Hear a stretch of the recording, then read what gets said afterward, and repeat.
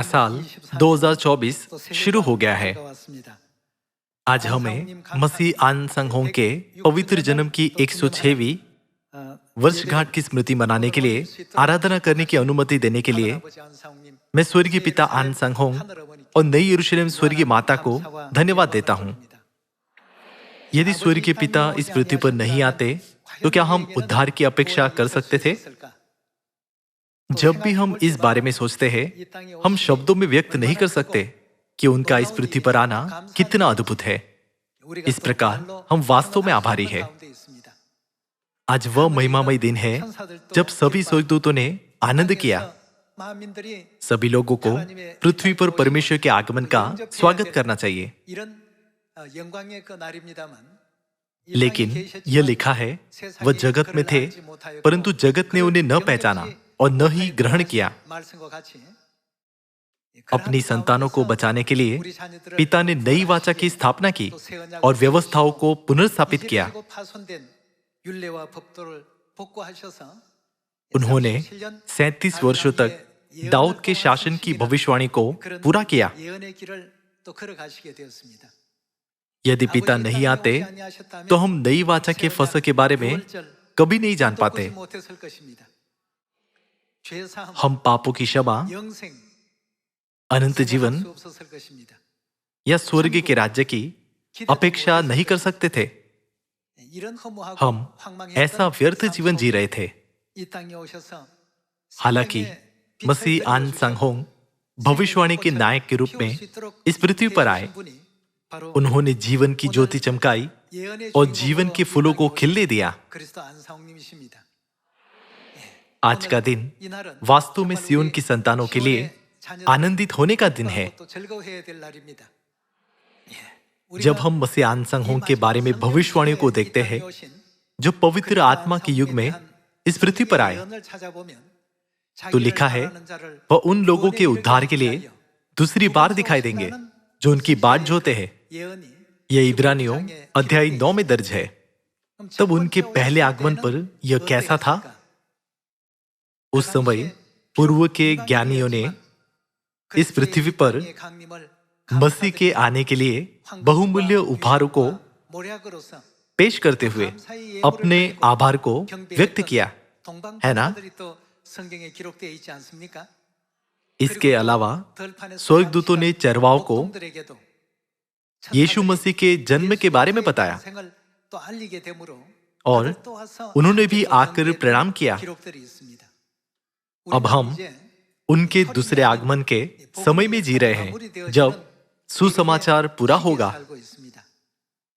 मुझे आशा है कि 2024 में हम पिता और माता की शिक्षाओं को अभ्यास में लाकर उनके मार्ग पर चलेंगे। आइए हम मत्ती अध्याय 2 आयत 9 पर जाएं।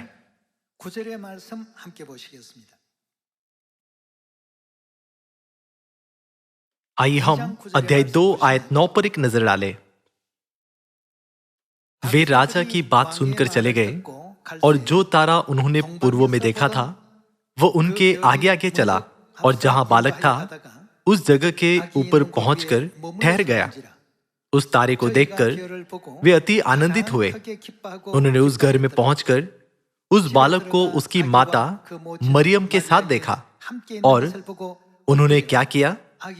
मुंह के बल गिरकर बालक को प्रणाम किया और अपना अपना थैला खोलकर उसको सोना और लोबान और गंधरस की भेंट चढ़ाई। परमेश्वर का आगमन वास्तव में कितना आभारी रहा होगा कि पूर्व में 3 बुद्धिमान पुरुषों ने यीशु को प्रणाम किया और उन्हें बहुमूल्य उपहार दिए। हम इसे मत्ती अध्याय 2 में पा सकते हैं। आइए हम लूका अध्याय 2 आयत 4 पर एक नजर डालें। अतः यूसुफ भी इसलिए कि वह दाऊद की घराने और वंश का था, गलील के नासरत नगर से यहूदिया में दाऊद के नगर बैतलहम को गया कि अपनी मंगेतर मरियम के साथ जो गर्भवती थी नाम लिखवाए।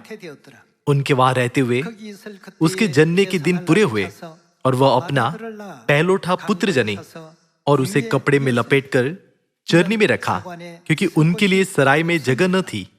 और उस देश में कितने गडरिये थे जो रात को मैदान में रहकर अपने झुंड का पहरा देते थे।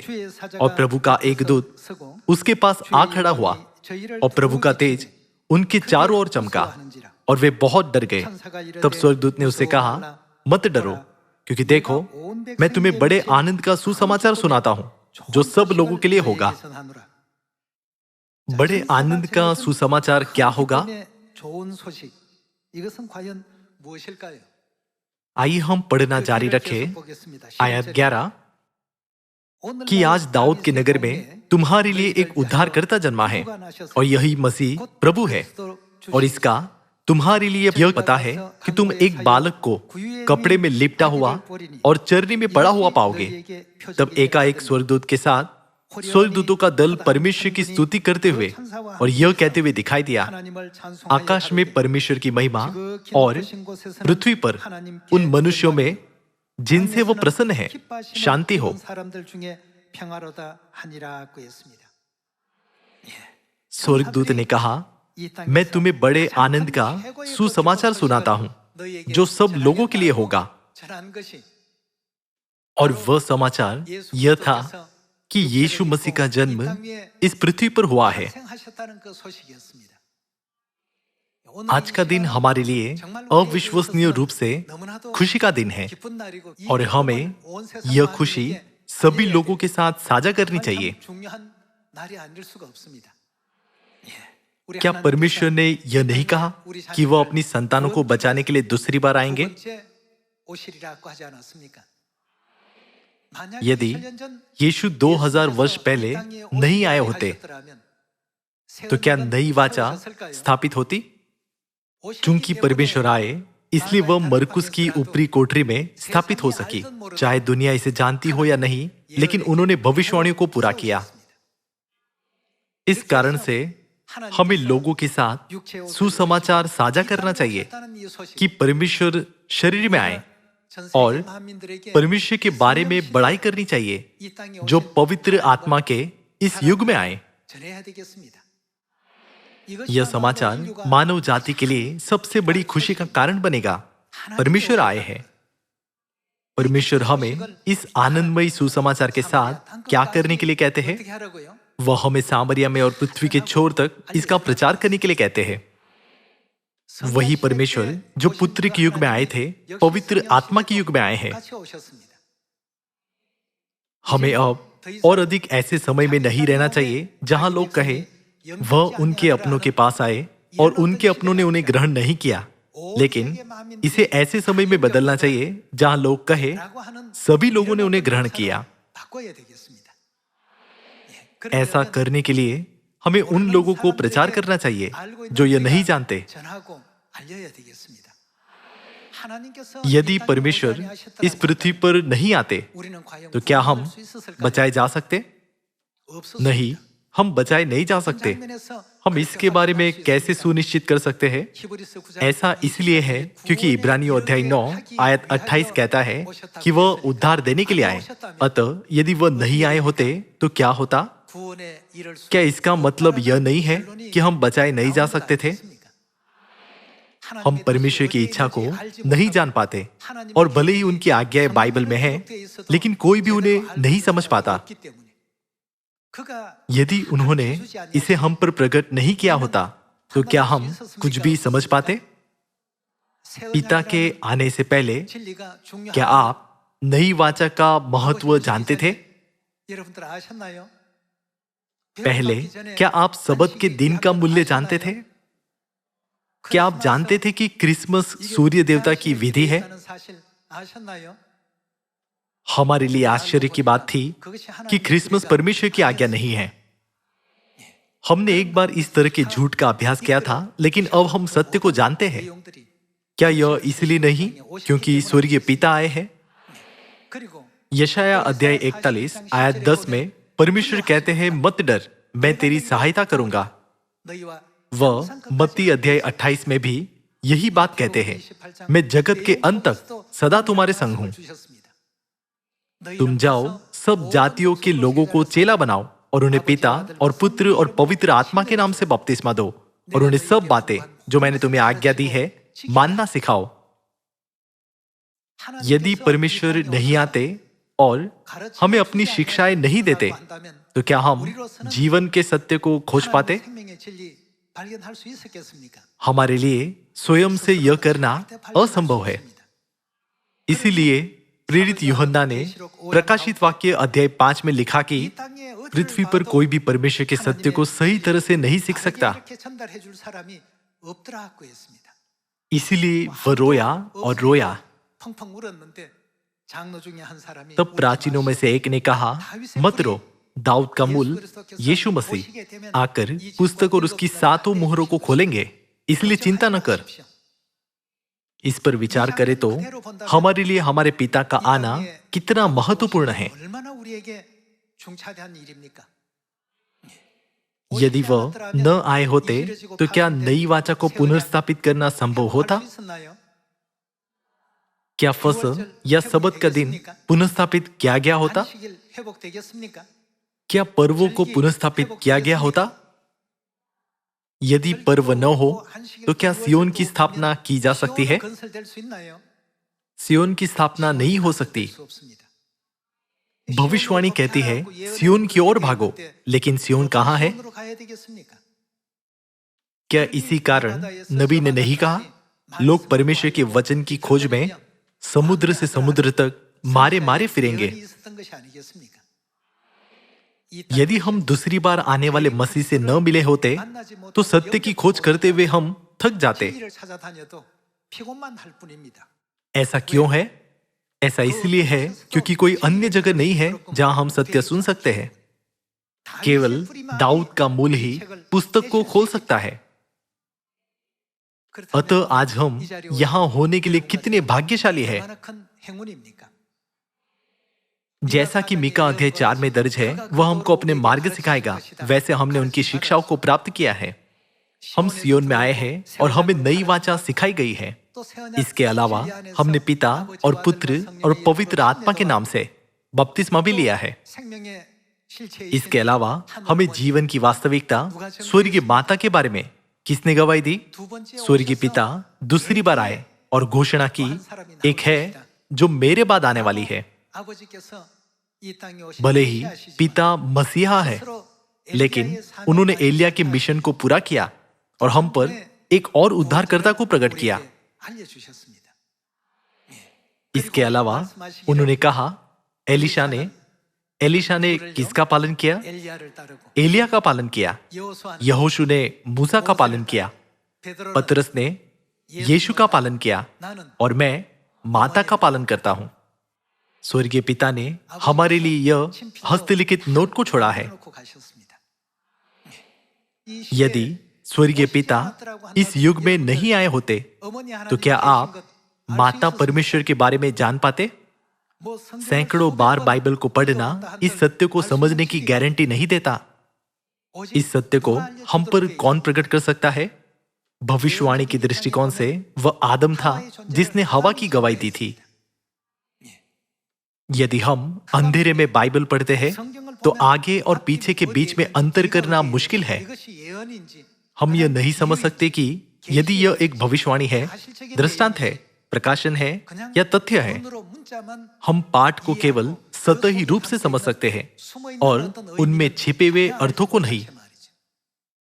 लेकिन कौन आए? यह भविष्यवाणी की गई है, दाऊद का मूल आकर इस पुस्तक को खोलेगा। बाइबल इसीलिए खोली गई है ताकि सभी लोग इसे समझ सके।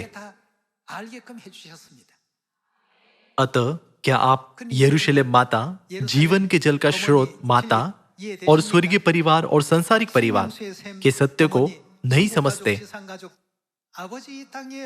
यदि स्वर्गीय पिता नहीं आते तो कोई भी यह सब नहीं समझ सकता था। सचमुच पिता हमें आशीष देने के लिए इस पृथ्वी पर आए। हम वास्तव में धन्य लोग हैं। जब हमने पहली बार सबत के दिन फसह और नई वाचा के बारे में सुना तो हम चकित रह गए, लेकिन अब हमने उन्हें हल्के में ले लिया है। सभी लोगों, हमें इसे हल्के में नहीं लेना चाहिए। यह एक चमत्कार है। यहाँ तक कि स्वर्गदूत भी इस सत्य को देखने की लालसा करते हैं, लेकिन क्या उन्हें अनुमति है? इस तथ्य के बारे में सोचिए कि यह आशीष केवल हमें प्रदान की गई है। यदि यह आत्मा और दुल्हन नहीं होते, तो हम जीवन का जल पाने के लिए कहां जा सकते थे? पृथ्वी पर वह देने वाला कोई नहीं है। फिर भी प्रकाशित वाक्य 22 में कौन प्रकट हुए? आत्मा और दुल्हन दोनों कहती है आ, और सुनने वाला भी कहे आ। जो प्यासा हो वह आए, और जो कोई चाहे वह जीवन का जल सेत में ले। पिता और माता इस पृथ्वी पर आए हैं। तब हम आज इस पृथ्वी पर पिता के आने का अर्थ समझ सकते हैं। परमेश्वर इस पृथ्वी पर अंधकार की दुनिया को सत्य के प्रकाश की दुनिया में बदलने के लिए आए हैं। आइए हम यूहन्ना अध्याय 6 आयत 4 पर एक नजर डालें।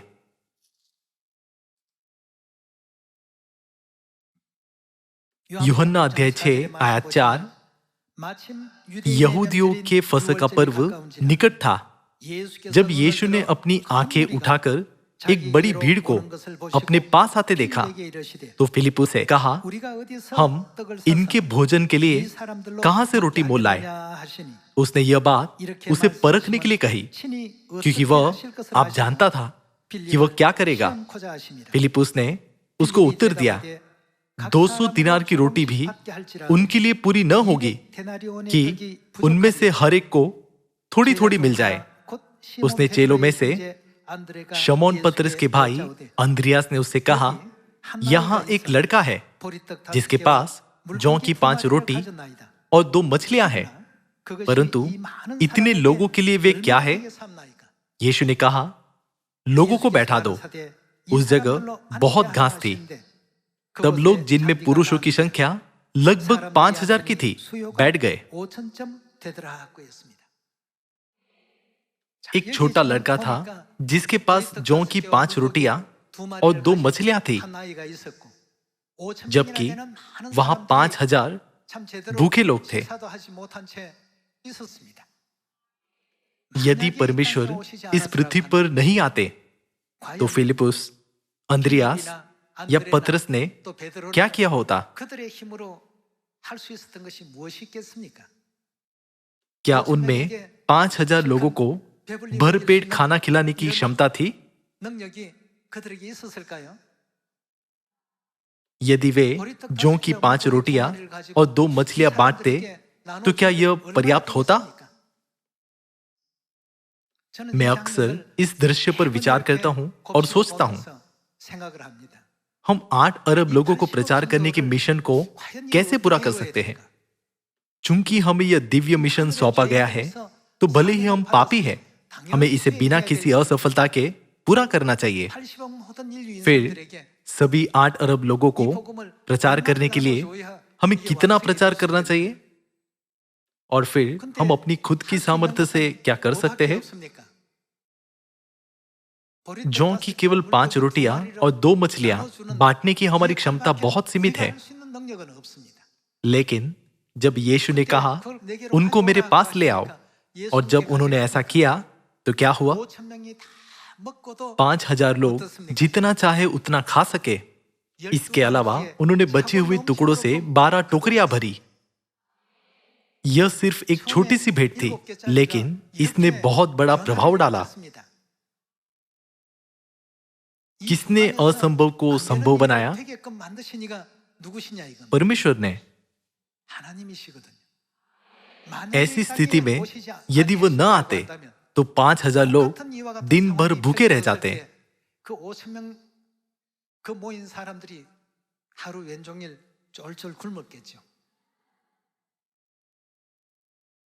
जौ की रोटियां और 2 मछलियां होने से छोटी भेंट में कुल 7 चीजें थी। शायद 7 लोगों ने कुछ खा लिया होता, लेकिन बाकी लोग अपनी भूख के कारण चले गए होते।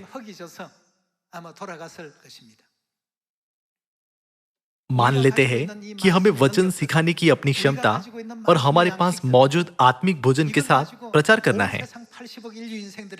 यदि हम उन्हें 8 अरब में वितरित करें तो हम संभवतः कितना दे सकते हैं? फिर भी परमेश्वर कहते हैं, मैं तेरी सहायता करूंगा। कृपया उनके वचन मैं तेरी सहायता करूंगा के बारे में ध्यान से सोचिए। यदि यह ऐसा कुछ होता जिसे हम स्वयं संभाल सकते हैं, तो क्या हमें सहायता की आवश्यकता होगी? नहीं होगी। हालांकि यह कुछ ऐसा है जिसे हम स्वयं से पूरा नहीं कर सकते। इसीलिए हमें प्रार्थना करनी चाहिए, पिताजी कृपया मेरी सहायता कीजिए।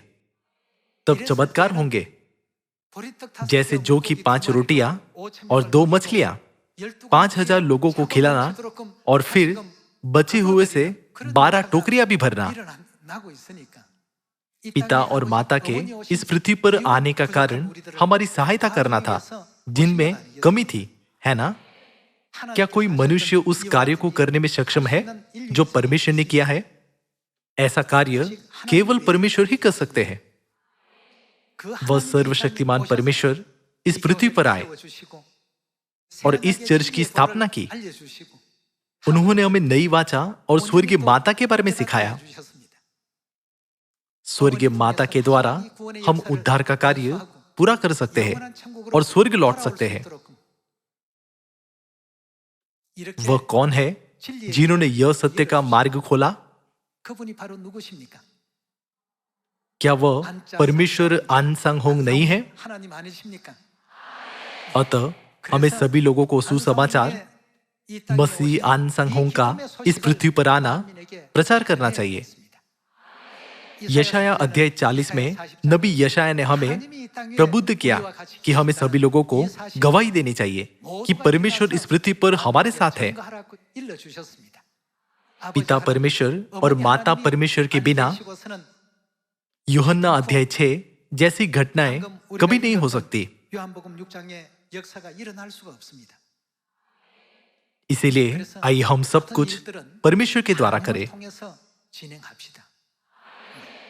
चाहे वह आशीष हो या प्रचार करने की शक्ति, यह सब परमेश्वर की ओर से आता है। हमें कभी भी परमेश्वर की इच्छा को बीच में नहीं बदलना चाहिए। जब हम परमेश्वर की आशीषों के वचन को वैसे ही पहुंचा दें जैसे वे है, तब परमेश्वर जो हमें इस सुसमाचार को एक पल में पूरा करने में सक्षम बनाते हैं, हमारे साथ होते हैं। अंतिम दिनों में मीका की भविष्यवाणी के अनुसार परमेश्वर इस पृथ्वी पर आए और सियोन में नई वाचा को पुनर्स्थापित किया। क्या वो मसीह आन सांग होंग नहीं है जिन्होंने दाऊद के 40 वर्ष के शासन को पूरा किया, अपने पहले आगमन पर 3 वर्ष और अपने दूसरे आगमन पर 37 वर्ष? भविष्यवाणी के अनुसार मसीह आन सांग होंग इस पृथ्वी पर यीशु के नए नाम के साथ आए हैं। यदि आपने पिता से शिक्षा प्राप्त नहीं की होती, तो क्या आप माता को पहचानने में सक्षम हो पाते? इस पृथ्वी के सिद्धांतों के बारे में सोचिए। शारीरिक जीवन शारीरिक माता के द्वारा दिया जाता है। उसी तरह आत्मिक माता के बिना किसके पास आत्मिक जीवन हो सकता है? परमेश्वर ने सांसारिक वस्तुओं को स्वर्गीय वस्तुओं के प्रतिरूप के रूप में बनाया। सभी लोगों, बाइबल में किन के वचन दर्ज है? बाइबल कहती है कि परमेश्वर राजाओं के राजा और प्रभुओं के प्रभु है। एक बार जब एक राजा का वचन दर्ज हो जाता है तो वह एक आज्ञा बन जाता है। आज जब मैं यहां आया तो मैंने खोजा जो लोग राजा की आज्ञा का उल्लंघन करते हैं वे किस दंड का इंतजार करते हैं। पहला दंड मृत्यु की सजा है, दूसरा है संपत्ति की जब्ती, तीसरा कोड़े लगाना और निर्वासन है। ऐसा कहा जाता है कि उस देश में न तो वो व्यक्ति और न ही उनका परिवार उचित जीवन जी सकता था। यह आज्ञा की गंभीरता को दिखाता है। तब हमें परमेश्वर की आज्ञा के साथ क्या करना चाहिए? बाइबल की आयतें जिन्हें हम हर दिन पढ़ते हैं, मत्ती अध्याय 28 गलातियों अध्याय 4 आयत 26, उत्पत्ति अध्याय 1 आयत 26 से 27 और इफिसियों अध्याय 1 आयत 7। हमें उन्हें केवल वाक्यों के रूप में नहीं मानना चाहिए, लेकिन यह सोचना चाहिए यदि हम इन आज्ञाओं का पालन नहीं करते तो क्या होगा। सर्वशक्तिमान मसीह आन सांगहोंग, आज हम आपके आगमन के लिए आभारी हैं। वर्ष 2024 में मैं वास्तव में स्वर्गीय पिता को इस पृथ्वी पर आने के लिए धन्यवाद देता हूं। एक बार फिर मैं पिता के प्रति अपनी हार्दिक कृतज्ञता व्यक्त करता हूं, यह आशा करते हुए कि हमारे स्वर्गीय परिवार के सदस्य पूरे सामरिया और पृथ्वी के छोर तक पिता और माता की महिमा फैलाएंगे। मैं इस उपदेश को समाप्त करना चाहूंगा। आपका बहुत बहुत धन्यवाद।